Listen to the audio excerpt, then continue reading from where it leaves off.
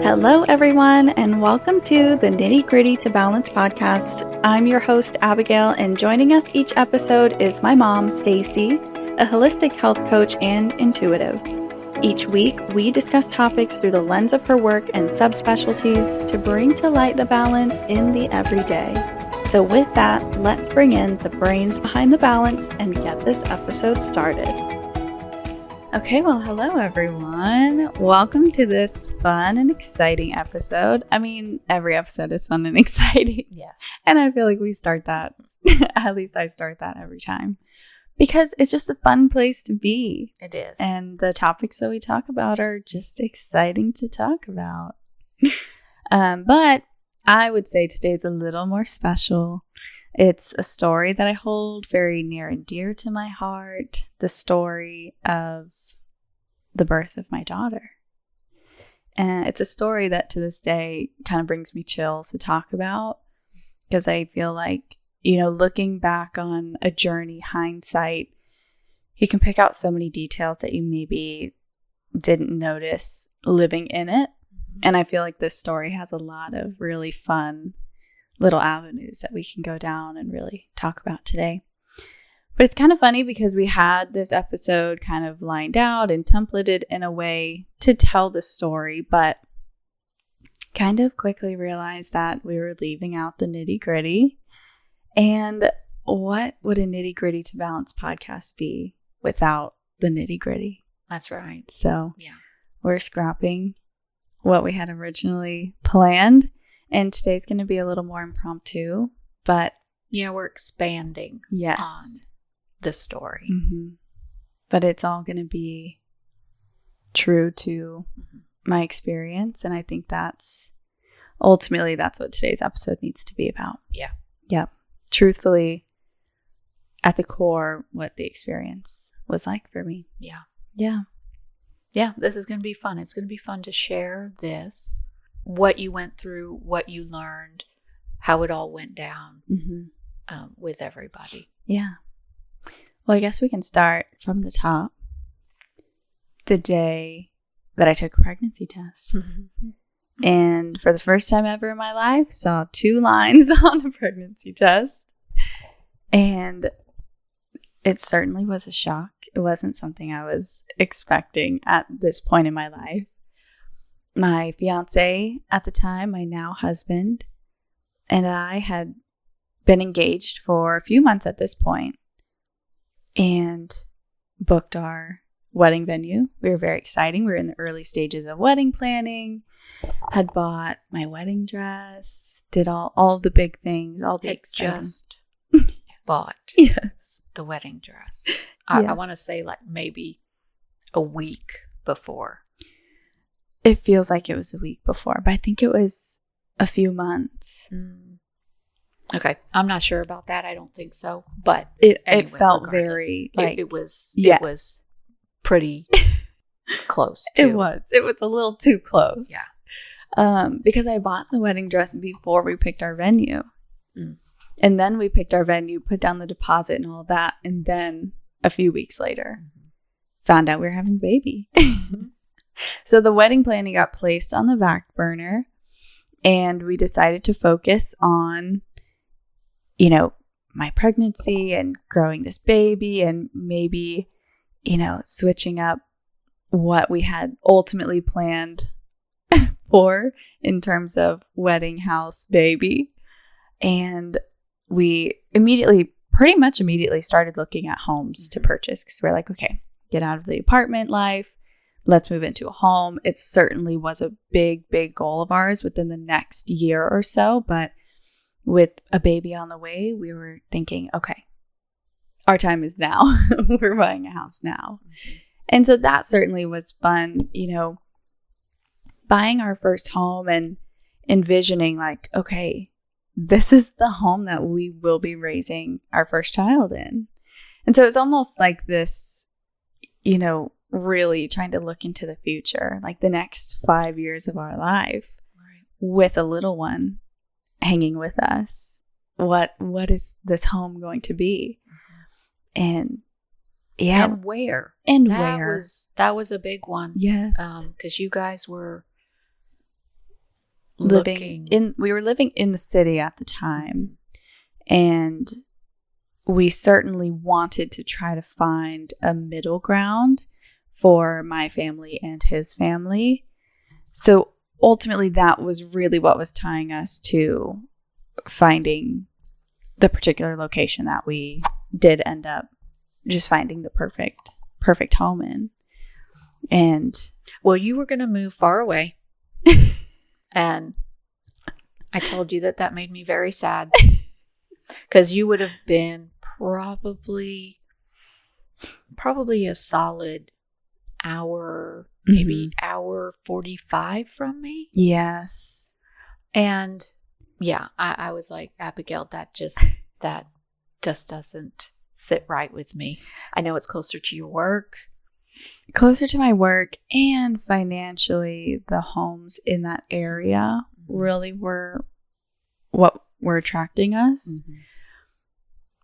And it really was just this up and down. Like, one day we decided on this, the next day we're like, nope, toss that aside, we're going to go try this.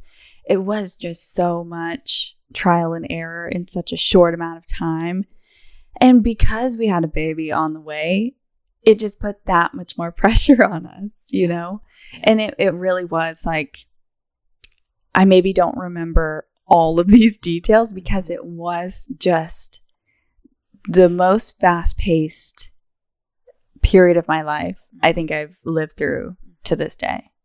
Yeah. But yeah, you guys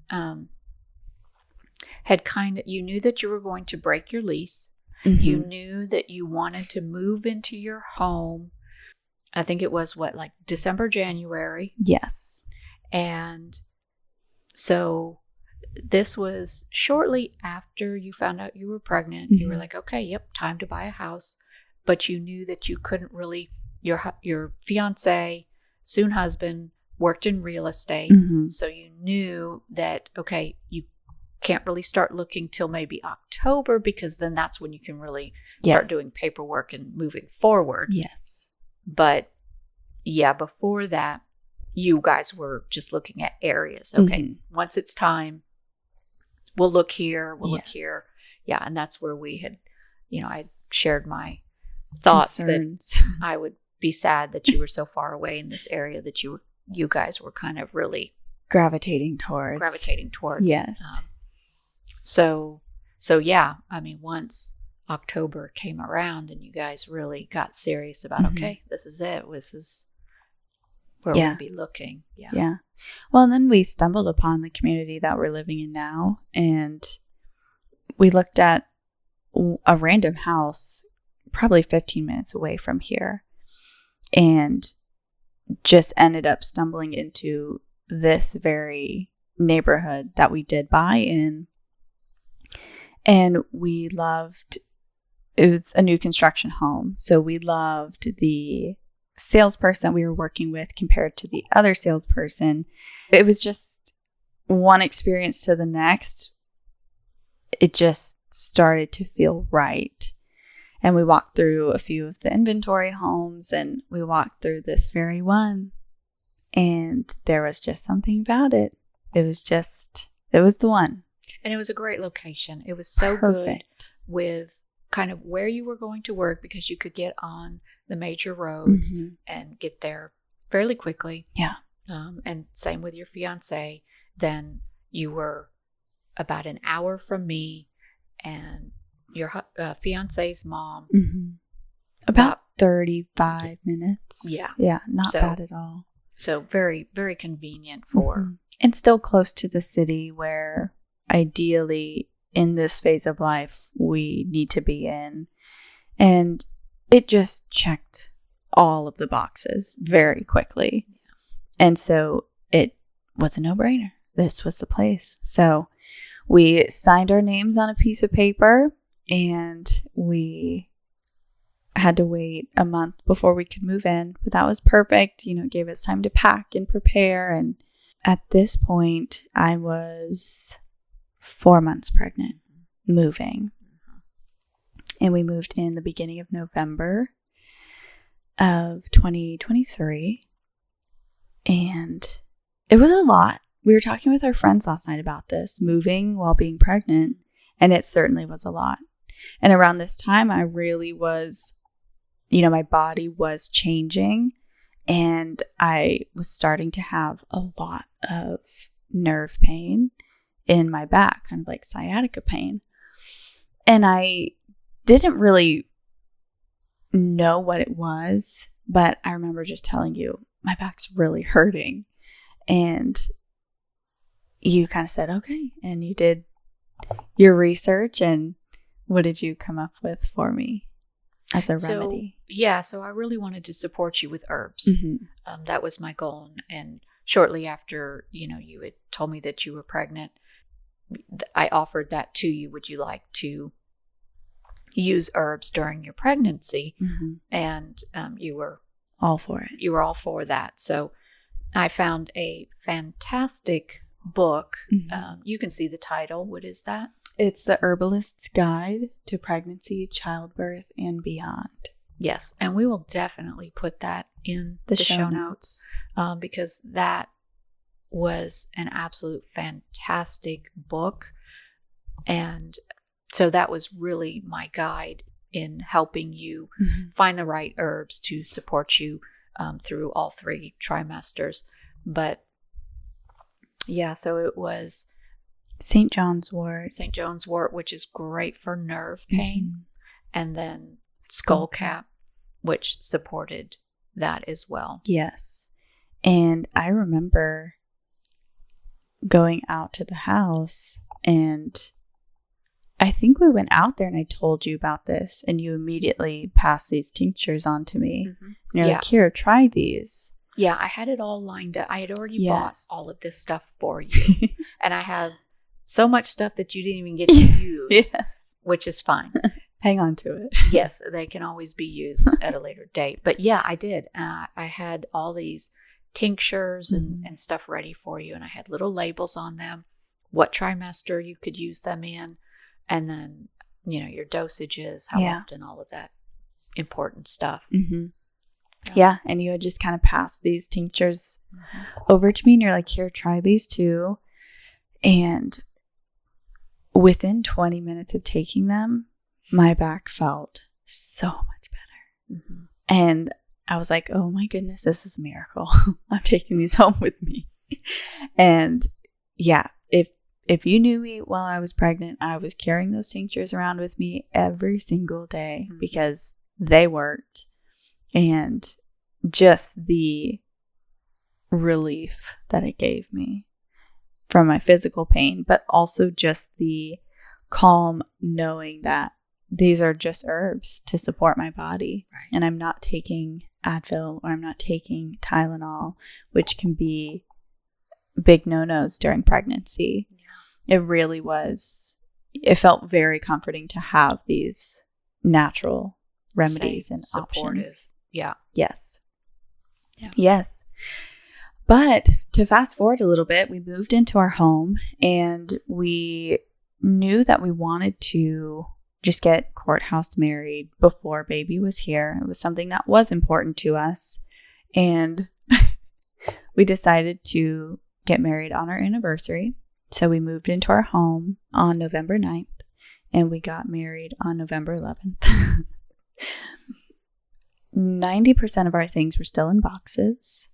I had purchased just a little white dress and I did not have cute shoes to go with this dress. So I wore white ankle boots to my courthouse wedding, quote unquote. And it was not the perfect story, but we made it. We made it everything that it was supposed to be for us. It was still very special. And we look back on that day all the time and laugh because it was so chaotic. Mm-hmm. We were in the midst of all of the chaos of moving. And we're like, yep, we're going to go say I do today. We did. We celebrated our anniversary after that with a nice dinner. And that's when things kind of slowed down. We were like, okay, we hit all these big things that we had been pushing to accomplish. And now left on the agenda is finding a birth center. At this point, I was 4, almost 5 months pregnant, and I had not nailed down a center where I was looking to give birth. And so let's talk around this a bit. Mm-hmm. Let's rewind a little bit. Yeah, why a birth center? And what is the difference with that than a hospital? I always knew that I wanted to give a natural, unmedicated birth. It was something that I had aspired to do for years at this point. So when I found out I was pregnant, it was just this immediate knowing that this was the avenue I wanted to go down. Now, I did not know a lot about unmedicated births, and there certainly was some fear around that. I knew I wanted to do this thing, but society conditions us to be so fearful of it. Mm-hmm.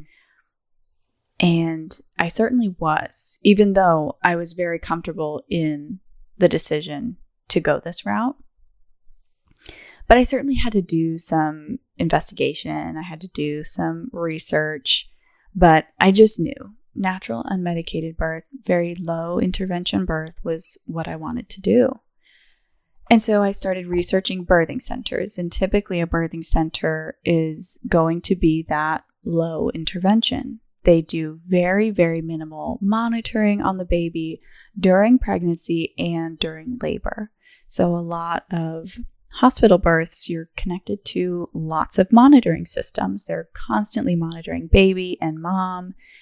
And it truly just, from my perspective, gets in the way of your birth. Well, yeah, because you have to lay there. Mm-hmm. You can't get up, you can't move around, or you're not really supposed to get up, move around. Just lay here and wait.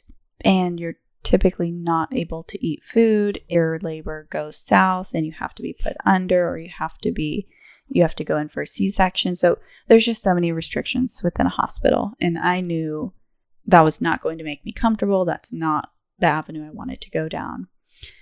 So my husband and I toured one birthing center because let's even go back a little bit with that. He wasn't totally on board with this. He wasn't totally on board. Now, we had always had conversations before we found out we were having a baby that I was very set on having an unmedicated birth. Now, he knew that aspect, but I don't think he knew unmedicated meant not in a hospital. Mm-hmm. I think he still envisioned a birth in a hospital, just opting out of epidurals, pain medications, those things. Mm-hmm. So opening him up to the birthing center world, I think scared him a little bit. Yeah. And just, again, the fear that society has instilled in us that you can't do this naturally. It's not safe. It's dangerous. It's not safe for everyone. But for me, as a young, healthy woman, I knew that my body was capable of doing this. And so I certainly received some pushback from not just my husband, but people in my life. And I knew it all came from a place of love. So it wasn't anything that discouraged me or that upset me. I just knew it wasn't what I wanted to do, even though I did find myself entertaining that idea. It still didn't sit right with me. A hospital birth just was not, in my bones, I could feel it was not, that's not where I was going to give birth. Mm-hmm. And so even pushing through that. Now, I also want to interject here. I was trying to also get you to go a little further. and do a home birth. And you even knew that wasn't that wasn't right. Yeah. Especially for my first, and after my experience at a birth center, I still think I will go back. Mm-hmm. I still don't know if a home birth is what I necessarily would want. Now things totally could change. Mm-hmm.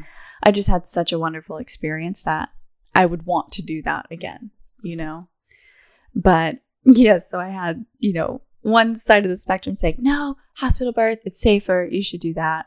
And then the other side, no, stay at home, give birth in a plastic tub, you'll be fine. And I was like, I hear you and I hear you, and I'm going to do this.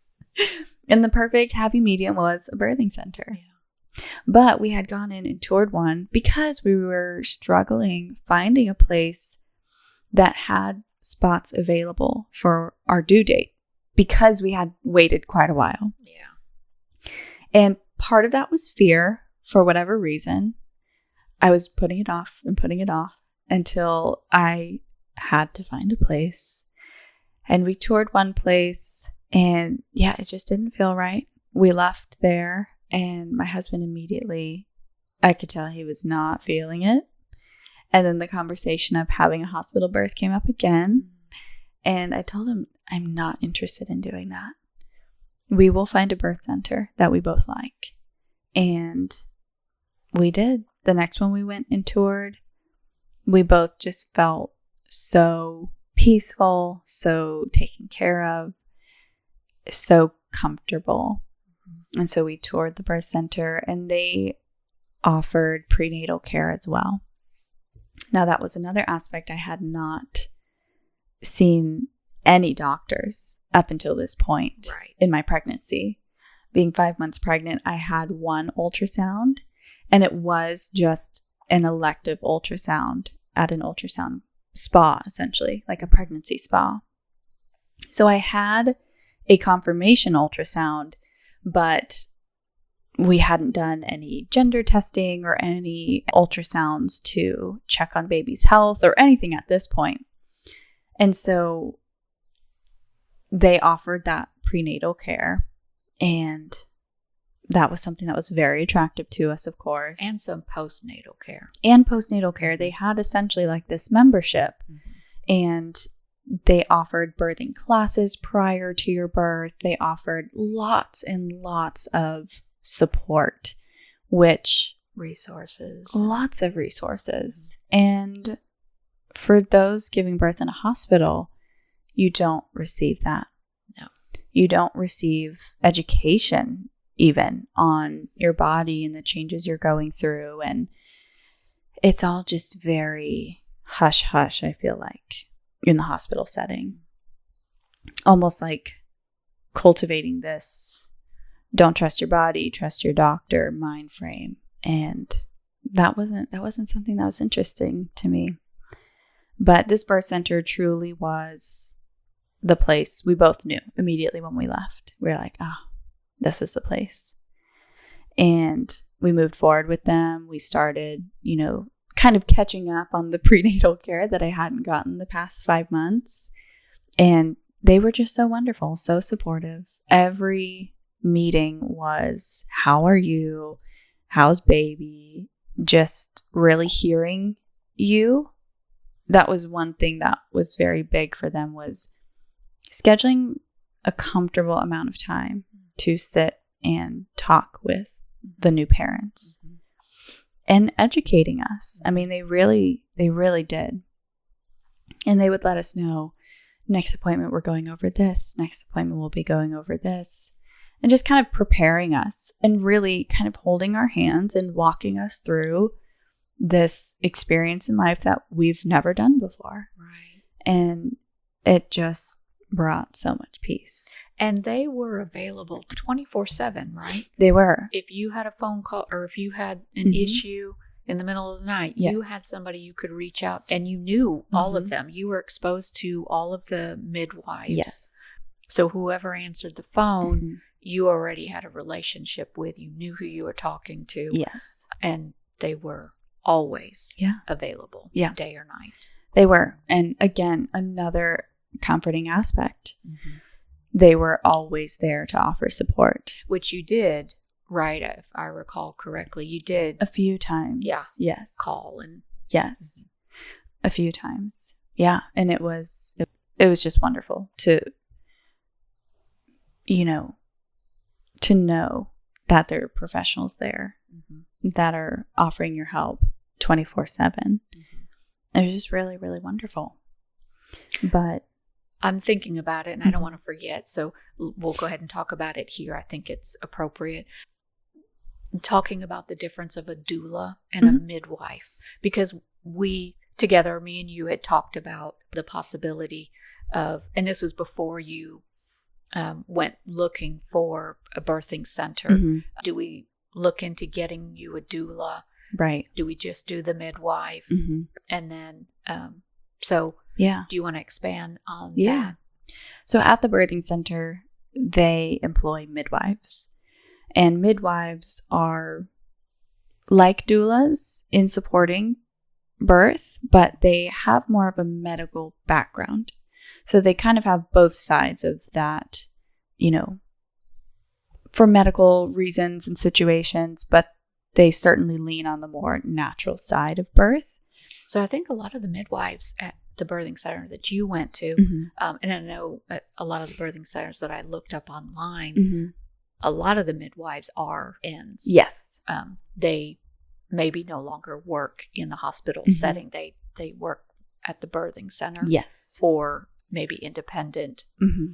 Midwives, but Right. they have that medical training They do. background. Exactly. They have that medical background, whereas a doula is specifically trained in supporting a woman through labor and a little bit before pregnancy. And that's what I was going to say, before and even after. Yes. The doula is there to have regular meetings with you and just support Mm-hmm. emotionally, Mm-hmm. physically, Yeah. Mentally. Yeah. Yes, absolutely. So a lot of women I do know will have a hospital birth, but they will bring a doula with them. And that doula really is kind of that person that here's what you want out of your birth story, out of your birth plan, and kind of speaks on behalf of you in the case that you're not able to fully communicate your desires while you're giving a hospital birth. Oftentimes that's where I see doulas really, really coming into play. And we had gone back and forth on whether we would get a doula or not. And it wasn't something I felt very necessary. And a lot of women say, well, can't my husband be my doula? And it's kind of a joke in the community because it's funny, you know, they don't necessarily know what's going on either, but they are that very big level of support that you do need. Mm-hmm. But for me, a doula wasn't necessarily something that I felt I needed because my husband was there. I just knew he was going to be the only person that I needed or wanted. And so that was another aspect too of me deciding later on that I didn't want anyone in the room while I was giving birth. And that was a conversation that I was supposed to have with you before baby came. And baby came a month early, so that conversation didn't happen. Spoiler alert. But yeah, it was, I don't know, it was this feeling in my gut that I just wanted to be alone. And I don't know, I think about that a lot. And I feel bad that it maybe made you sad, but I don't know. It was just, my body was telling me that this is how it's supposed to be done. Yeah. And everybody respected that. Yeah. Yeah. And I knew you guys. It went differently than some of us planned, but yeah, regardless. I mean, we just hope for a good birth and so. But I forget where I was going to go with that. We were talking about doulas and midwives. Yeah. Yeah. We just pre-birth care. Yes. Yeah. We had decided no doula. We were just going to stick the two of us. And as I'm getting closer and closer to the end of my pregnancy, the midwives were really urging me to come in for some of the birth prep classes. And we hadn't made our way in. And I think they were starting to get fearful that I wasn't going to be prepared. But of course, they weren't saying that to me. I think they were just trying to encourage me as nicely as they could to come in and get some education before you have your baby. But little did they know I was doing all of the prep that I needed to at home. You know, fully understanding, okay, I'm giving birth at a birthing center. there's no option for an epidural if I decide to tap out. There's no option for pain medications. I'm walking into this situation not having ever done it before, and I have to do it. It's like this overwhelming sense of needing to surrender. You can't control the situation, which is what a hospital birth is. It is a controlled birth. Yeah. So I want to interject here as well that just because you choose a birth center doesn't mean that the hospital still is not an option. Right. Because birth centers, from my understanding, are also connected with a hospital. Mm-hmm. So if something were to go wrong, I hate to say wrong, but differently than what was expected, they have a hospital that they work with, and the family is transported to the hospital for emergency care, whatever, more supportive care, whatever is needed. Yes. So it's not like you're just out of luck and, too bad, you got to do this. Yeah.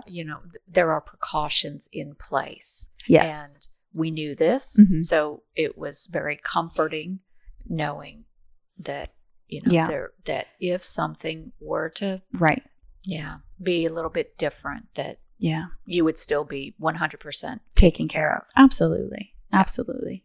But even that, knowing, I was like, I just don't want to give birth in a hospital. Right. It just was, yes, of course, if anything were to go south, so grateful to have that option. But it would have been a little disappointing. I think we had talked about that. Yes. That it would be a little disappointing to not be able to fulfill what you envisioned. Yes. And of course, that's always, it's perfectly fine to think about and wonder about. But I felt it in my bones. Everything went exactly how I could have hoped. Yeah. But I certainly had some fears that I had to work through, really fully understanding the decision that I had made to go natural, unmedicated for this birth. I knew I had to absorb some knowledge and some material on what I was really getting myself into. And I was driving home from work one day and decided to look up hypnobirthing. I've heard it. It's kind of a buzzword. What is it? And a video popped up by Built to Birth, and I immediately was hooked on her videos. She is a mom of 3 now, and she has given natural unmedicated births for all 3. And she's also a doula as well. So she offers her support to moms in the same situations. And she has so many videos on YouTube, so many meditations, guided meditations. And everything I learned about natural births were from her. And I consumed her content every single day, multiple times a day. There are videos that I watched probably some of them 5 or 6 times, just over and over again. And you had sent me a couple. Yes. That really touched you. Yes. Her birth videos were wonderful. I probably watched her birth videos once a week. Yeah. And watching positive birth stories is so important because it really solidifies in your brain, this can happen, you can do this. And this is what it looks like. Yes. And so she really explained what you could expect to experience in something like this. And it was just so comforting. I mean, I feel like I'm using that word so much, but it just was instilling this knowing and this permission and this understanding that you can do this. And yes, I watched her videos. From the day I found her, I watched her every single day up until I gave birth. And it was just great to know what the process was going to look like, and it can be so different for everyone, but at least I had those key points of what was going to happen. Right. And it was wonderful. It was great. So I do absolutely recommend anyone in this space. I highly encourage anyone go listen to her on YouTube, Built to Birth. Very, very informative, very detailed videos. And meditations were a big one as well, because there was a lot of mental prep that had to go into this. Yes. And if you're someone that knows meditation or meditates often, essentially hypnobirthing is entering into a hypnotic state during labor and just surrendering to your body and allowing your body to do the work for you. It is a totally different mindset than knowing that you're going to go to a hospital and everybody else is going to basically take care of your birth. Mm-hmm. All you have to do is push when they tell you to push. Mm-hmm. But in your scenario, you had to prepare that you were the one that was in control, you and the baby, and it was the two of you working this out. Yes. And that there wasn't anybody else. They were all just there for support. Mm-hmm. And you were doing the work. Yeah. So that is a totally different mindset. Yeah, absolutely. Because when the time comes, you have to be ready to carry yourself and the baby through this. Yeah. Yes, that's very true. And at the same time, it is just this intense release of control because... Sure. Well, and that's the mindset. That's what you have to prepare for. Yes. It's a piece of it. Yes. Absolutely. Yes, it is the mental preparation of surrendering to your body. Because I truly believed in my body that it would do what it was built to do, which was give birth. And instead of trying to facilitate this birth, just trying to, in a way, kind of shut my mind down and just go into my body, not be so cerebral about this process, and to just focus on breath and focus on baby and focus on just every contraction is getting you closer and closer to where you need to be. And there's no concept of time during this labor. It just was, this will happen when it happens, and I'm just here for the ride. Yeah. It was go ahead. I was just going to say, it was just this total release of control, this total surrender to my body. Yeah. So how did these meditations help? A lot of them were connecting to your body. A lot of them were connecting to your baby. And it's such a wonderful, beautiful thing to get out of your mind and into your body and intentionally connecting with your child that you haven't met yet and feeling those little bumps and those little kicks, and they're right there with you, experiencing all of this with you. And it's just another aspect that pulls you closer and closer to your baby. So it's a lot of this internal connection, the spiritual connection to your baby that ultimately helps you in the moment when you're giving birth. You're like, we got this. We're doing this. And it's just kind of exercising that muscle of connection to self, connection to baby, and just trust. Just trust that your body is doing what it is supposed to do. Yeah. But I certainly did have a pretty big fear really early on in my pregnancy that she was going to come early. I don't know what it was. I was fearful. And you're like, oh, you and your sister were a week past your due date. Yeah. I would express this fear to my midwives, and they're like, yeah, for the first baby, you usually go beyond your due date. So we really don't want you to worry about that. I was like, yes, everyone's telling me this. Yes, everyone's saying this. But I was like, this baby's going to come early and she's going to come quick. And again, everyone's like, well, for your first baby, it's the first time your body's done this. So it's going to take time. It's going to take time. I figured it would be quick because yes, mine were quick. Right. And my older sister's yes, was quick. So we kind of have that in the family already. So I didn't figure that it would be a prolonged birth. Right. But you're like, you and your sister were a week past your due date. Yeah. But yeah, I recall you were talking about the timing of your birth in your first trimester. Yes. So yeah, it was. Yeah.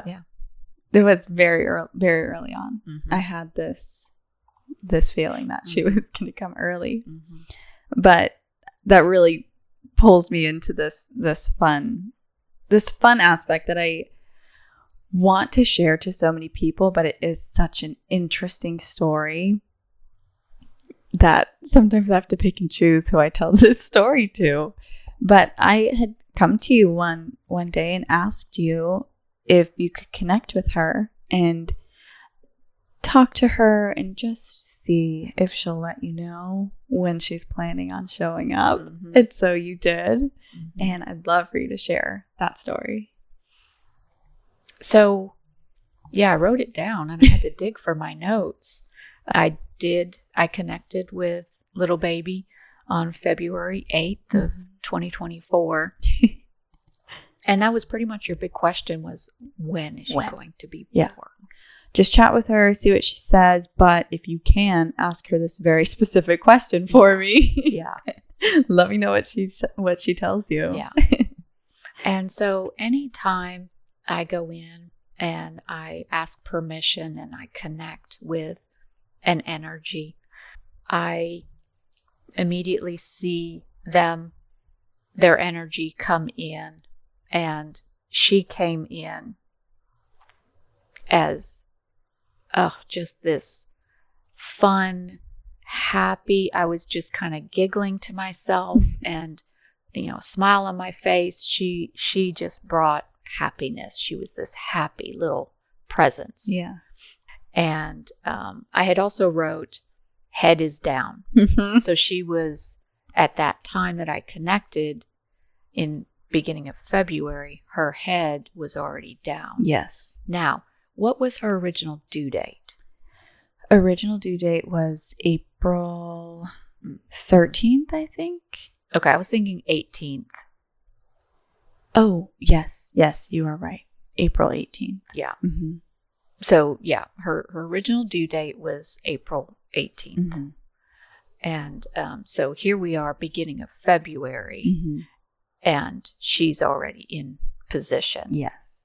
Which, I don't know, did we give any focus on that? Well, and I asked you too if she was head down, because I had suspected that she was. Okay. Again, with a low intervention birth and prenatal care, I did not get many ultrasounds. So I hadn't known what position she was in. Mm-hmm. But from the pressure on my pelvis, okay, I recall that. Yeah. I suspected that she was head down. Yeah. And the midwives feeling my belly when I went in, they thought that she was head down as well. Mm-hmm. But yes, I had asked you, because that was early in my third trimester Mm-hmm. that I was feeling that. Yeah.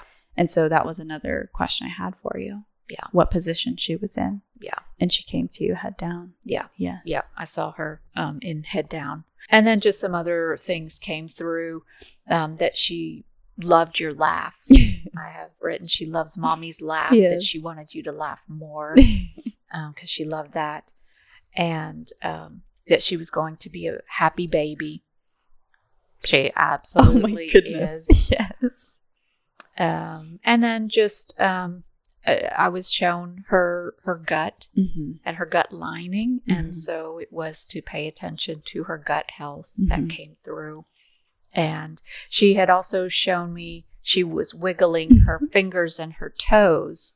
And so after, I've gone through this with you, I asked you, I was like, so she's showing me wiggling her fingers and toes. Were you guys concerned about her fingers and toes. Do you remember what you said? We had just had an anatomy scan, hadn't we? I don't know the timing of that. Okay. I'm not sure. I don't recall. But you had said that you and Jeffrey were just talking about her fingers and her toes. And she was like, they're all here. Yes. And so she was, So she was showing that, yep, she's good there. Fingers and toes. And it came through that she would be an easy child. There would be some challenges, which you guys certainly definitely right off the bat were experiencing. But other than that, she's just totally an easy child. Mm-hmm. She's definitely. And then it was interesting that she showed me that she had many spirits with her. Mm-hmm. And I forgot about that. Don't be afraid if you see anomalies in pictures or around her. And so it was interesting. I don't know, she was probably maybe about 4-5 months. Mm-hmm. And she started doing. Yeah. She started like tracking things. Mm-hmm. Not things that we saw. Mm-hmm. But yeah, I mean, I have videos of her. She would turn this way and look, and then she would turn this way and look, and she would just follow things. Mm-hmm. And yeah, it was so strange. Yeah. So like almost like she was like hearing someone whispering, and she would turn and look over her shoulder. Mm-hmm. Yeah. Yeah. It was very, very cool. Yeah. So I think that was interesting that came through for you guys, just to know that. Yeah. Well, and another interesting piece at the very start when I found out I was pregnant, my husband's grandma had just been placed on hospice, and I think we had known for a week that we were expecting, and she had passed away after that week. And I think all the time that she sent us this baby before she left. I think about that all the time. And so I do feel that his grandmother was the person she was seeing. But yeah. That's very sweet. Yeah. Just that little piece. Yeah. She's maybe one of her guides. Yeah. Yeah. Just with her. Yes. Yeah. That's special. Yeah. And so the last little piece that I saw, that I just waited to the end to bring in was that she showed me a full moon. Mm-hmm. And that was around where I had asked her, when were you going to be born? Yeah. And so she showed this full moon. Yeah. And I meant to bring a calendar. Because then we were like, oh, okay. Is it this full moon? Well, I just directly went to April. Where's the full moon in April? Oh, okay. This is her due date. Yes. And, but you still had that intuition of her coming early. Yes. But I was like, no, Abigail, that full moon is too early. So it's this full moon in April, which I think was around. Yes. It was near the 18th. Yes. It wasn't the 18th, but I think it was near the 18th. Yeah. Yeah. I think it was a little bit after the 18th. Okay. I think. So yeah, everyone's saying, oh, April around this full moon. And I'm like, okay, it's either April's full moon or it's March's full moon, because I still think she's going to come early. So yeah, we had that little piece of information. Yeah. It was just sticking in the back of my head. Mm-hmm. Full moon. Every full moon that came after that, I was like, ooh. But yeah, so I guess we'll fast forward to the night this little baby decided to shake things up. Mm-hmm. I was pregnant 36 weeks to the day, a month before our due date, and a week exactly to the next full moon. So this was March 17th, 2024. we had just fallen asleep probably around 11 o'clock at night on a Sunday. And I was in like that light, kind of conscious, dreamy state. And I hear this slight pop, and I also felt it kind of in my lower tummy. And my eyes just shot open, and I was trying to decide if that was real or if it was just in my head, if it was a dream, what was that? And I just got this overwhelming feeling of needing to go to the bathroom. And I put my hand on my husband's shoulder, and he jumps awake, and he's like, "What? Are you okay?" And I said, "I think my water broke." So he quickly jumps up. Keep in mind, this was a month before baby was supposed to get here. No car seat in the truck. Baby clothes, hospital bag, not packed. We had nothing. And we called the birth center, and they said, "Okay, well, might as well come in. We'll monitor baby's heartbeat and track contractions, and we'll just see where you are. We may send you back home, and you may do your early stages of labor at home. Again, because the first birth can take a while." So we're driving. But there was also, they had also told you possibly they would have you go to the hospital. Yes, they said it was all up in the air because she was so early. Their cutoff was anything before 36 weeks. That's right. They send you to the hospital because it's too early for a low intervention birth. Yeah. I was 36 weeks to the day. And so they allowed you to come in because you were just right there. Right there. And they said, at the very least, just come in and we'll monitor baby. So we're driving in, and it's close to midnight at this point, and I'm making a few phone calls. I think I called my sister first because I was like, if I call my mom, I'm just going to burst into tears. Let me get one phone call out of the way first. And I told her, I said, pretty sure my water broke. We're on the way to the birthing center. Not exactly sure what's going to happen, but just letting you know. And then I dialed mom. Mom was asleep, answered the phone. Tears immediately came to my eyes and said the same thing. I was like, my water broke. I think this baby's coming. We're going to the birth center. And I had just come home from a trip. Yes. I think the day before. Yes. Yeah. Or was it that day? That day before. Day before. Yeah. Yeah. So. And you never go out of state. And you had just gotten home from an out-of-state trip. I had 2 back-to-back trips. Yes. And I'd just gotten back home. I was so thankful. And my husband's mom was going out of town that next day. Mm-hmm. Yes. Mm-hmm. So he's also calling his mom. Please tell me you're not on a plane. Please tell me you're still home. And she's like, no, I'm still home. And he told her, well, we're at the birth center. Abigail's in labor. Now, didn't your sister, when you called her, didn't she come to the house and get stuff for you? Yes. Yeah. Well, and she had come to the house because she was also going to clean the nursery a little bit before we came home. Right.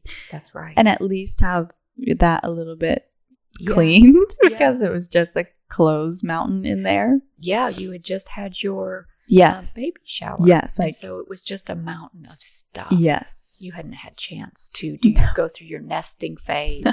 None of that. No, and it was truly like that next week I had a list of things I was going to get done because we were getting closer. But yeah, I had just this list of things to do before baby came. And she was like, meh, you'll do that. And I'll be in the house as well.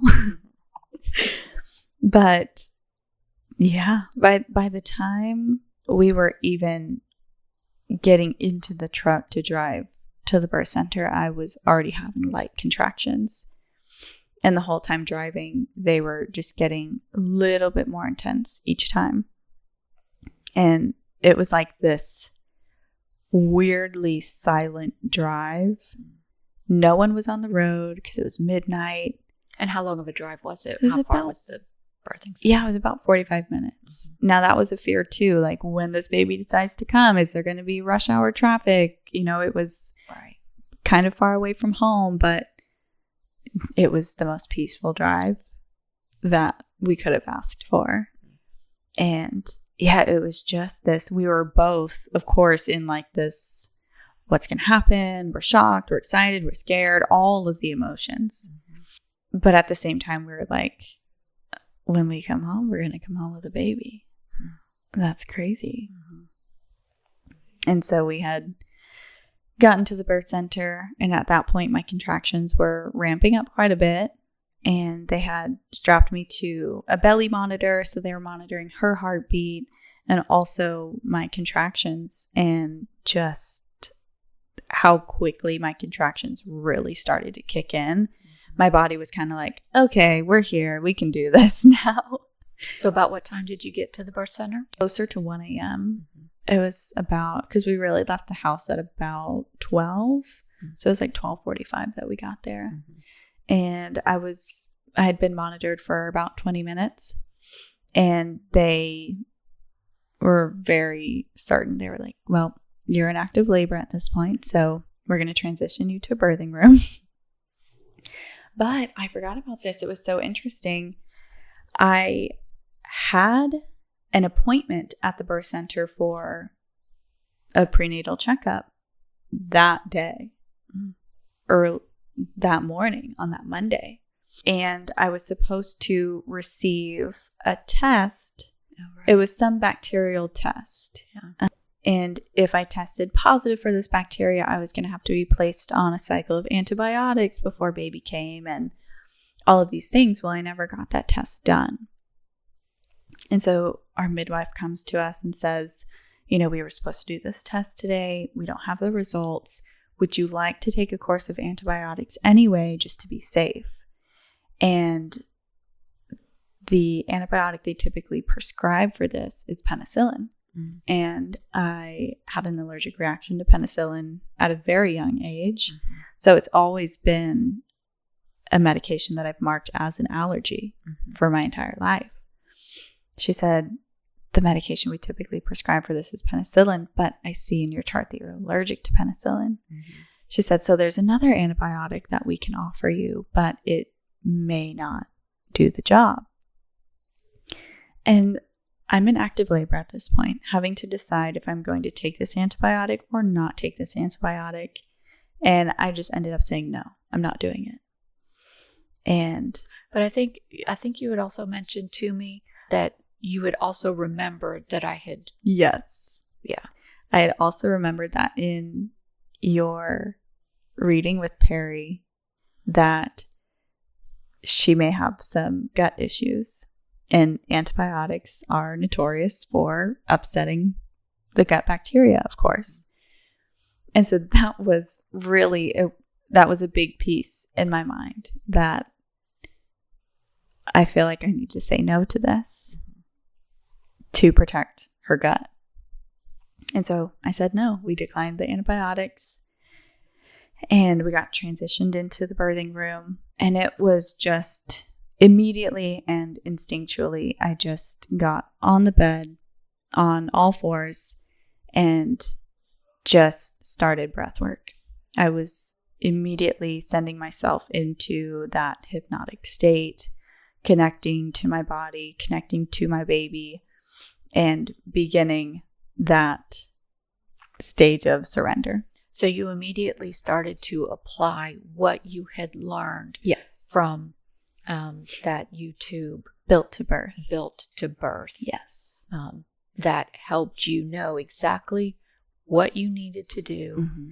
And you seamlessly just moved right into that. Yes. Mm-hmm. And I remember I was in that position, kind of swaying back and forth, the gentle movement, kind of helping my body's muscles move as those contractions are coming, allowing gravity to really help my baby position herself to the most comfortable position to get this job done. And I remember hearing some of the midwives whispering, she's been like this for an hour. She just came in and she just started doing this thing. And I remember I'm in this hypnotic state, and I'm in this like blissful, like, so this is happening. And I hear them whispering like, she's doing so great. She just came in here and this is all her. And my husband's there just gently massaging my shoulders. And he was absolutely all of the support that I needed throughout that entire process. And it was so interesting too, because there were a few times that he had stepped away to welcome my sister and his mom to the birth center. And those contractions that I had while he was not there were so much more difficult and so different compared to when he was right there. Yeah. Yeah. He was soothing your nervous system. Yes. With his touch and just, his energy, his presence. Exactly. So I got to back up just a bit. I meant to ask this earlier. So did Jeffrey also watch Built to Birth? Because I kind of recall you talking about that, that you had suggested this to him. He really wasn't doing it. Yeah. So quickly talk about that, because I think that may also play into this timing. Totally. It certainly was something that I knew he needed to be totally aware of as well. So and mentally prepared. Yes. So I did have him watch a few birth videos also. And, it's so funny. It's a completely different perspective for the dad. But I told him, I was like, you need to watch this. You need to know what to expect. And he did. He watched the birth videos, and we watched a few of the educational videos together. And we did a few of the meditations together as well. Yes. Not as many as I wanted to, because she popped out earlier than we thought, but we did. So we did have, those few experiences to draw from of those meditations together. And that certainly helped. But also, he's very much a person in the moment. He was just there. He was just there for me. I really didn't know how much touch I would want or how much pressure I would need. I didn't know any of that. So I really just told him, just kind of read me, I guess. I don't know. But he was just... He's always been the person that I knew I was supposed to be with. And in that moment, it was just, he kind of proved to me again why we were meant to be together. Because we hadn't totally communicated on what our expectations were or what I totally needed from him, but he just was himself, and that was all I needed. Yeah. It truly was wonderful.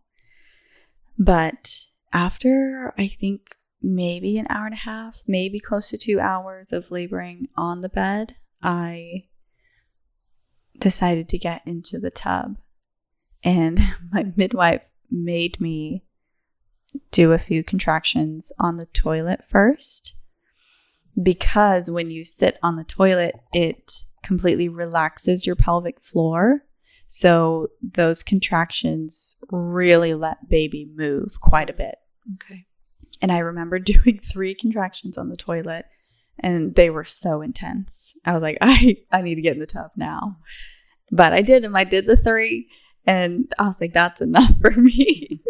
And so they were running the bath while I was sitting and doing the contractions, and got into the bathtub. And for those that don't know, a warm bath is known as Mother Nature's epidural.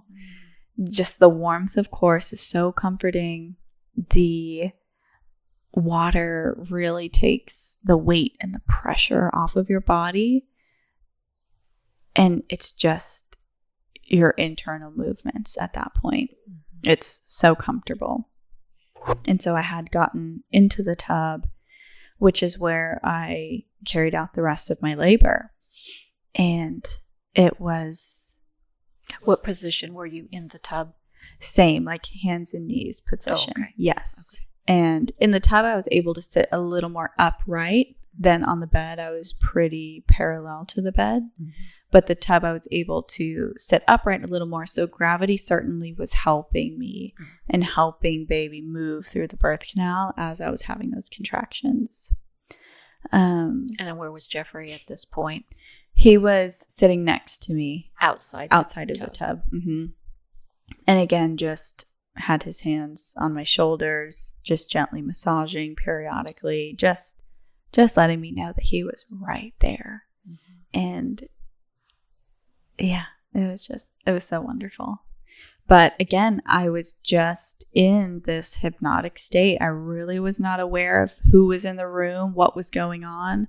I just was connected to my body, to my baby, and just sending little mental notes to her that we've got this, we're doing this, she's doing so great, she knows what to do. And it was just this positive reinforcement for the both of us that we are doing this. Mm-hmm. And, you know, at a certain point, I reached a point where I wanted to give up. I wanted to say, I'm done. This is too hard. I can't do this. What did you feel was too hard? I think the contractions were getting very intense. And what did that feel like? You know, that is such an interesting question. And it really felt like a bad stomach ache. Mm. It did not feel like this unexplicable pain that you've never felt before. It really just felt like bad stomach cramps. I mean, essentially is what it is. It's these contracting muscles in your stomach. And once I realized, oh, this just feels like a stomach ache. And being a kid that's had an upset stomach just about my whole life, I was like, oh, I've been living like this forever. So it's fine. I can get through this. And yeah, I think my body was very tired at that point. And I think I was just ready to throw my hands up and say, nope, I'm done. But all of my education that I had gotten from Built to Birth, that is a very pivotal moment in a natural birth. It has a name. It's called transition, where I'm transitioning from active labor to the end of labor. And as soon as that thought came in my mind of, I can't do this, immediately my body kind of lit up and was like, no, that means you're almost there. Mm. And I remember kind of calling out into the room saying, I want to give up. I want to say I can't do this, but I know I can. And all the midwives in the room, they all kind of laughed a little bit and they're like, you can do this. You are doing this and you are almost there. Mm-hmm. And just, of course, that alone was like, yep, I got this. So got out of my head because I popped into my head for a second. I can't do this. I want to give up. And hearing their support again just solidified, I can do this. Mm-hmm. So went back into that hypnotic state, had a few more intense contractions, and then I just reached this point of bliss and peace, and my contractions stopped for a second, and I almost felt like I was drifting into sleep. And my husband kind of taps me on the shoulder and he says, you better not be falling asleep right now. And I kind of smiled and kind of laughed a little bit. I was like, no, I'm not falling asleep, but I very well could have just dozed off for a quick second. But that also is another sign that you are right there at the end of this journey. Mm-hmm. And those contractions started to flare up again. They were so intense at this point, and I could just feel the force of this baby wanting to come out. And I remember one of the midwives said that she could see her head and that she has hair. And I was like, oh, yay, my baby has hair. And just knowing that she was right there, I was like, okay, I can do this. And it was probably about 5 or 6 more strong contractions. And her head was birthed. And then that next one came very quickly after, and her entire body was out. So did you feel the ring of fire that you so often hear A about? little bit. A little bit. And at what stage was that? It wasn't as intense as I thought it would be, and it was just her head. Once her head was out, once her head was coming through, yes, I felt it very briefly. But once her body came out, no, I didn't. It was just a few seconds, I would say. And yeah, her body was birthed. I sat back into the tub, and so she came out. Where were you in the water? Where did she come out? Yeah. So I was on my hands and knees, and about how full was the tub? Pretty full. Okay. Probably 3/4 of the way full. Okay. And I had my hands on the edge of the tub. And that contraction where I pushed her head out was so strong and so intense. Instinctually, I stood up. So my back end came up out of the water, and I was resting. I was supporting myself with my hands on the edge of the tub. And so at that point, the midwife said her head was born. Don't sit back into the water because her head is out. And so I had stood there for a split second, and then that next contraction came, and her body was totally birthed. So they pulled her down and behind me. And so the midwives caught her. Had their hands on her. Yes. Okay. So where was Jeffrey at this point? Again, still kind of at my head, had his hands on my shoulders. And I had asked him, I said, did you see her head when it came out? He was like, no, I wanted to see her at the time that you saw her. So he was, just focusing on me. And yep, they pulled her out and behind me. And so that at this point, I had to step over the umbilical cord to sit facing forward back into the water.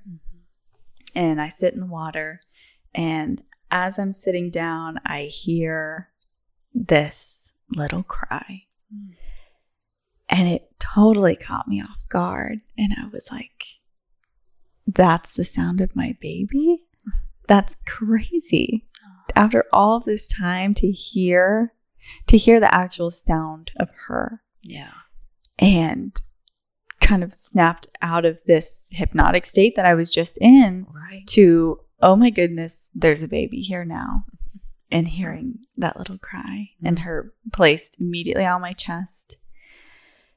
And then I hear the midwives call out her time of birth, 5:55 a.m. And I just laughed to myself. I didn't even know what 555 was, but for this little baby to be born on an angel number is so funny. Yeah. So kismet. It's one of my favorite words. And what does 555 mean for those that don't know? 555 is an angel number, and it signifies change or transformation. And what a bigger transformation than birthing and raising new life. Yeah. Such a big change. And it just signified to me, your life is forever changed. Yeah. In the biggest and best way possible. Yeah. And it's just something I think about still to this day.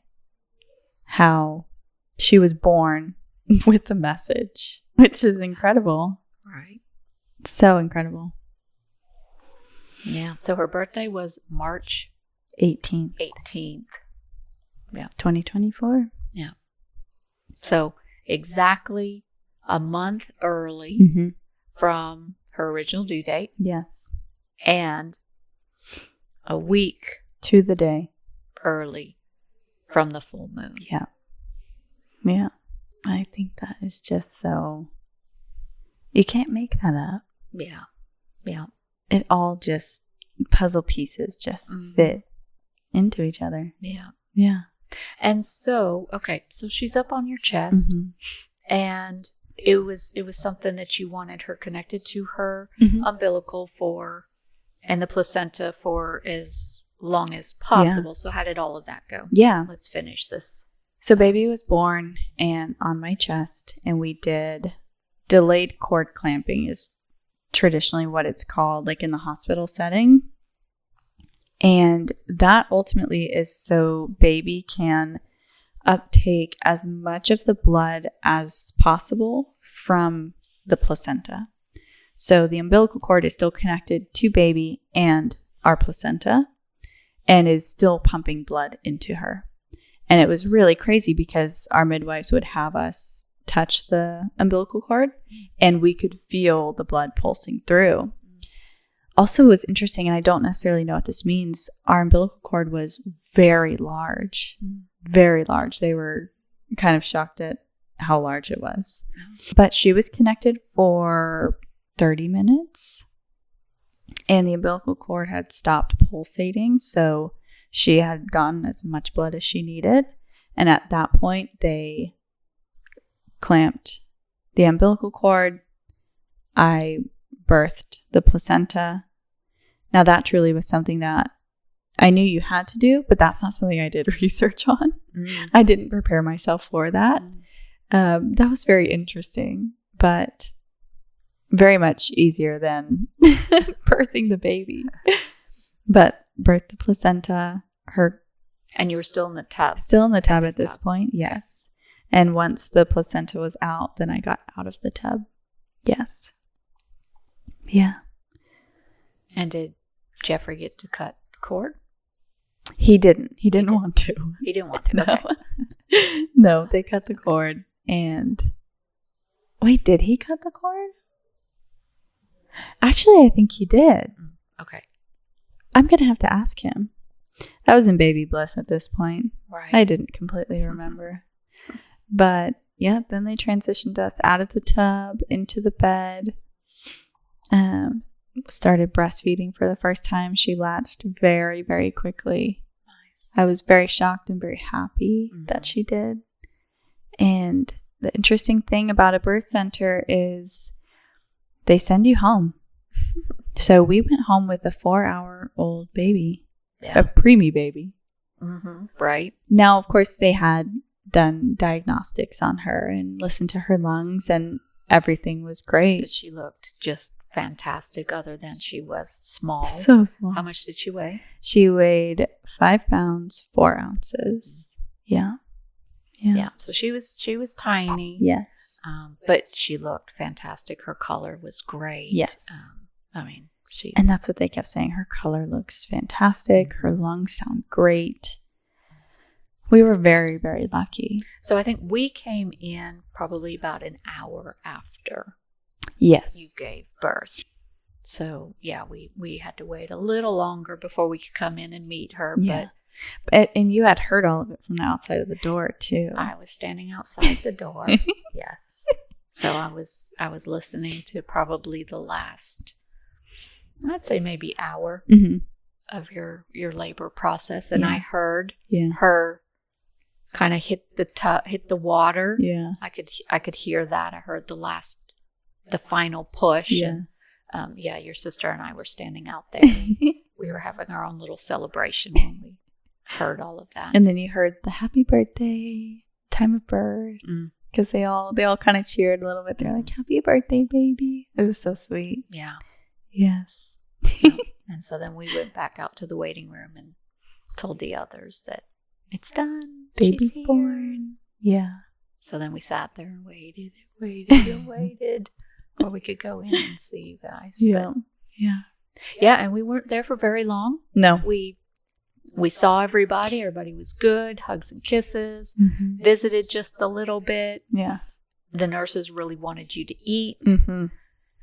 And so y'all were in the process of trying to figure out where you were going to eat, order food. Yeah. And then we all left. And then you got to go home. Yeah. At what time? Left around 10. Yeah. Yes. Yeah. We loaded this tiny little baby into her car seat and we drove home. And then we all three just laid in bed and slept the rest of the day. Yeah. Yeah. Wow. It was magical. I love to share this story with anyone that will listen. Yeah. Because it's so possible. If it's something that you're interested in, it's not something you can dip your toe in, though. You have to commit, and you have to commit and then prepare. I think that's a big lesson here. Yes. Is that, yes, it is instinctual. Yes, your body knows what to do, but you had the markers of knowing, oh, this is where I'm at. Oh, this is now where I'm at. Okay. Yeah. We're in the final stages. Yes. We can do it. Yeah. When you felt like you couldn't do it, you knew where you were in the process. Yeah. And how fantastic. Yeah. It really, and that's what I tell people all the time when they hear that I had an unmedicated birth. The feedback I get 90% of the time is, wow, you're crazy. And I don't think it's that crazy. It's not that crazy. It shouldn't be crazy to do something natural that you're designed to do. And it wasn't, I tell people all the time, it wasn't la-di-da easy. But I completely, main message I share to people was the mental prep that I had to do beforehand. Yeah. Because it is a mind game. Your body's kind of, in a way, it's like in this weird battle of trying to get this baby out. And babies also fighting too, to work their way out. And just understanding that you both are working together and being able to connect on that level really is what helped. And just, again, the trust in my body to do what it's meant to do. And just knowing that you were prepared to help yourself through this, and then connecting with her, that you're prepared, she's prepared, let's do this together. We can do this. Yes. Yeah, that's pretty magical. So the balance for today. Well, before we get to the balance, I do want to kind of go back again, and let's talk a little bit more about herbs, because herbs did support you all through your pregnancy, from the first trimester of being a little nauseous. Well, you were pretty nauseous. Yes. You had a lot of nausea. Yes. But then the back pain, the sciatica pain, and then also just even preparing your body in the third trimester. And you had some swelling and stuff like that. So quickly give us a little insight on how you took care of yourself. Yeah. Early remedies with the nausea, Preggy Pops were a big one. Just that acidity really calms the stomach. And where did you get Preggy Pops? I think they have them at a lot of grocery stores now. Okay. But I did order mine on Amazon. Okay. And I always had them with me. I couldn't not have a few with me. But also peppermint oil. I kept just in my purse, in my pocket. And anytime I needed just a quick amount of nausea relief, just smelling the peppermint oil really helped. Nice. And that's all you did with the peppermint. It was just to smell, and that helped alleviate that feeling. I got it like in a roller ball, and I would put it on my hand sometimes so that I could just smell the back of my hand and have that little bit of relief. Okay, nice. Those were the two main ones for nausea. And then, yes, my back pain and pelvic pain for the St. John's wort and skull cap worked so well. So well. And I kept that throughout the rest of my pregnancy. Yes. Yeah, I recall that. But towards the end, yes, I was having a lot of fluid retention. I was having a lot of swelling in my ankles, in my hands a little bit. And I found that nettle leaf tea was so wonderful at helping that. I had compression socks on pretty much all day, every day. But I could come home from work having the swelling in my ankles, I could just feel the swelling, and drink a cup of nettle leaf tea while I was cooking dinner in the kitchen. And just about halfway through the cup, I could feel the relief in my ankles. And it was just a cup of tea. Yeah. It wasn't a pill that I had to swallow. It wasn't any pharmaceutical. It was just a cup of tea. And nettle is such a wonderful herb for nutrients. Also, it's very nutritive. So you were really supplying your body with a lot of additional nutrition, and then also baby. Yes. So nettle is just a great, easy herb. Yeah, it was something I drank probably 2 or 3 cups of nettle tea every day. And then the raspberry leaf tea, I heard a lot about that even before being pregnant. And so I started that fairly early in my 3rd trimester. And red raspberry leaf tea really just primes your uterus and really helps support the muscles so that you have traditionally for a quicker labor. Yeah, it helps tone those muscles. And again, raspberry leaf is very nutritive. So it has a lot of nutrition in it. And it also is great for females. Yeah. It really is good for the reproductive system. Even if you're not pregnant, even just drinking like around your menstrual cycle can be so beneficial. Yes. Raspberry leaf tea is, and it's raspberry leaf tea. It's not raspberries. Not the berry. Yeah. And so it doesn't taste like raspberries. Just to make sure that we're clear on that. It is the raspberry leaf tea, and it's a fantastic herb as well. Yeah. Very gentle. Very. But yeah, I truly do think that certainly helped.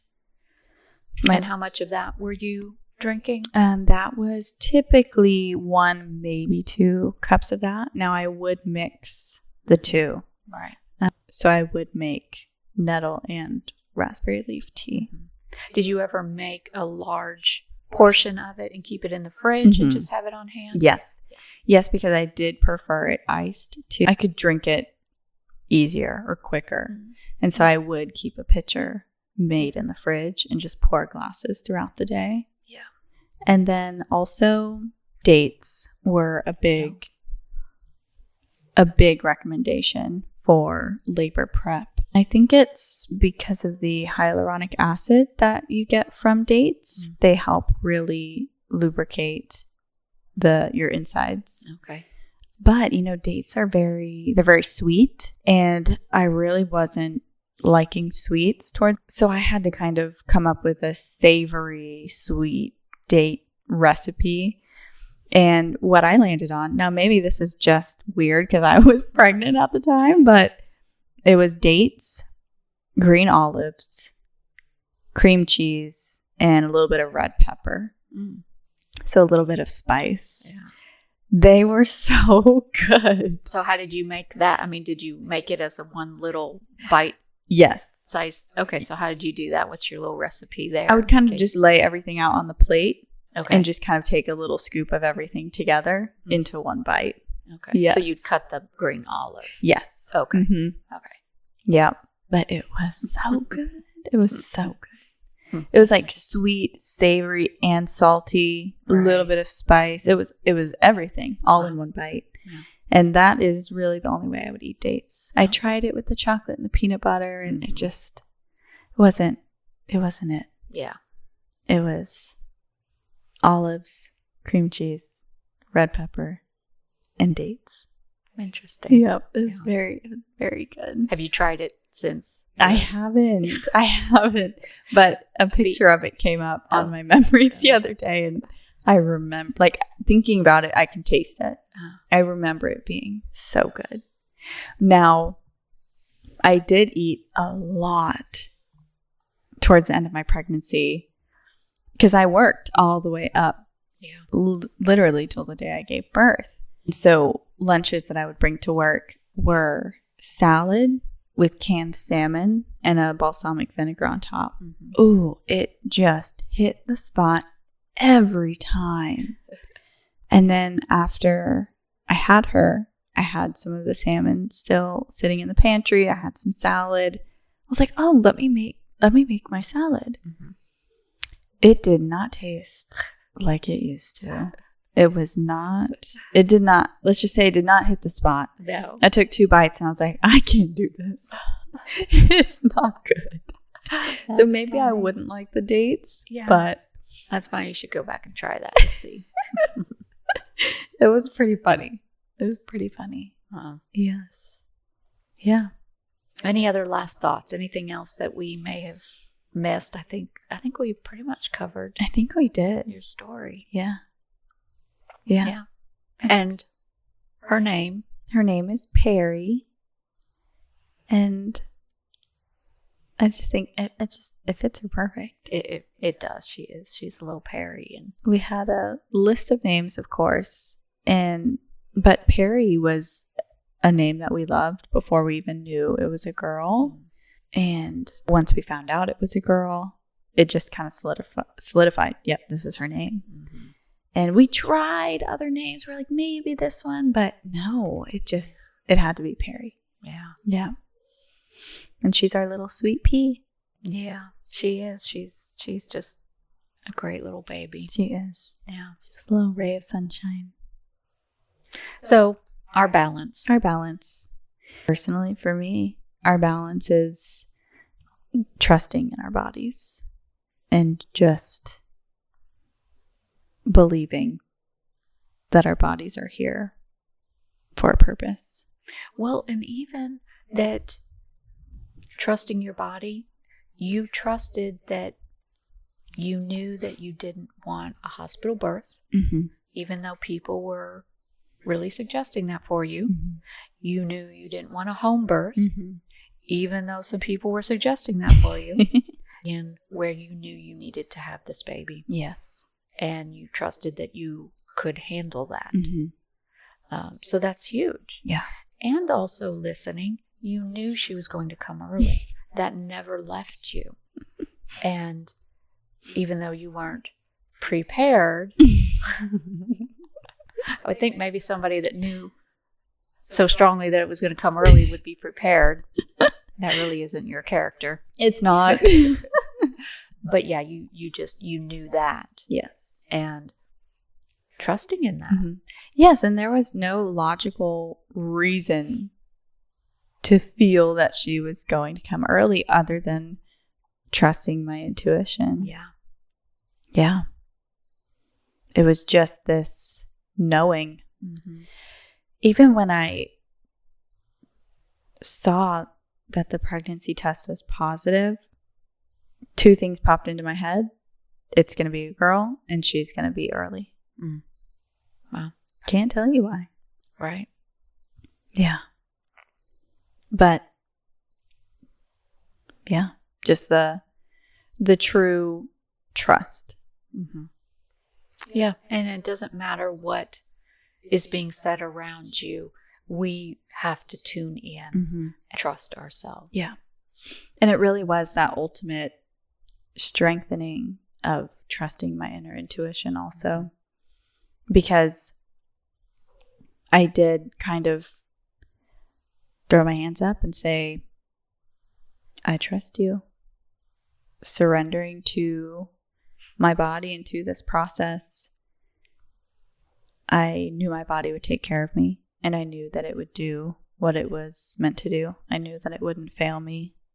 Right. And so it was just this blind trust, but I knew that it was right. Yeah. I wasn't scared. Yeah, not about that. Mm-mm. Yeah. And that was the next balance that I had written here, was that there will always be opinions from others. Follow your own path. Mm-hmm. That is that trust. Follow your path. Yeah. Because ourselves know what we need to be doing. Yeah. Again, get out of your mind and into your body. Yeah. And feel what your body is telling you. Your intuition. Yeah. Yeah. Yep. Your gut's telling you. Yeah. Exactly. Yeah. And the one other balance that I thought of was that even hard things are beautiful. Yes. And I say this all the time, that it was the hardest thing I've ever done. But then also laughing to myself because I chose to do that. It was the hardest thing I've ever done in the best way possible. Yeah. Because I was determined to do this, and then showing myself that I could. Yeah. Yeah. And just reflecting back on all of it, it was so magical. It was so wonderful. Yeah. It was such a great experience. And you think you'll experience it again? I think so. Yeah. I think so. And it is funny too, because, and I kind of said this to one of my midwives in one of our meetings, ignorance is bliss. You know, I didn't know what I was getting myself into. Right. And this next time around, I will know what I'm getting myself into. Yeah. But they can always be so different. So as much as I know from this first experience, and I'll probably be taking into my second one, it could be completely different. Oh, sure. Yeah. Yeah. Guaranteed. Yep. But I'm okay with that. Yeah. Yeah. Well, beautiful story. Thank you for sharing. Yeah. Thank you. That. I think thank you for just being a part of it. Some of the information that you shared will resonate with other people and possibly help other people and give them a little bit of direction if they're feeling a little lost. I hope so. And just listen to your intuitive self. Yeah.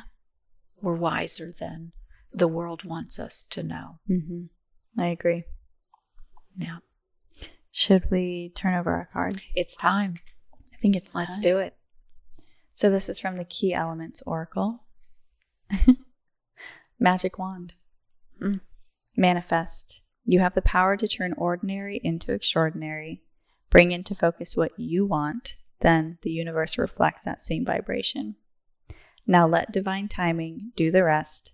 Call on your inner Merlin to access what is available now and from other dimensions and timelines. Wow. That is so true. Yeah. I mean, that's what we've been speaking of this whole episode. Bring into focus what you want, then the universe reflects that same vibration. That is completely how I feel about that entire situation. Yeah. It was just this over and over repetitive, this is going to happen. This is what I want. This is what I will do. And the universe was like, okay, here you go. Well, here you go. This is what you asked for. Yeah. This is what you've prepared for. Wow, I love that. Yeah. Do you want to look at it? To manifest. And you have the power to turn ordinary into extraordinary. Yeah. Which is, I think, choosing the birthing center over a hospital. Yeah. Is your going from ordinary to extraordinary. Yeah. Yeah. Wow. And divine timing. Yeah. Call on your inner Merlin. Yeah. All of it. All of it. Yeah. Fantastic. Well, that's just what we do here on the Nitty Gritty to Balance podcast. We turn the ordinary into extraordinary. Hopefully so. We try. Anything else you want to add before we wrap up today? I don't think so. I think this was a very, I want to say, soothing episode. I hope so. That's always my goal too. Talking about birth, I want people to feel relaxed. I don't like seeing the fear and the tense reactions that come from when I tell people that I had an unmedicated birth. Yeah, it's supposed to be bonding and connecting and natural. I mean, what a beautiful way to meet your child. Yeah. Totally present. Yes. Mm-hmm. Yeah. Wonderful. Thank you, everyone, for tuning into today's special episode. It was very special for me to be able to open up and talk. And thank you to you for being as supporting and as a part of this entire journey as you were. I certainly couldn't have done it without my mommy. No. And until next time, be balanced. Be balanced. Bye, everyone. Bye. Thank you for listening. This episode is for educational purposes only. The information is not intended to give medical advice or therapy. Please consult with a licensed healthcare provider before making any changes to your health regimen. Also know that you are responsible for your life choices and circumstances. Until next time, Be well and be balanced. Bye. Bye.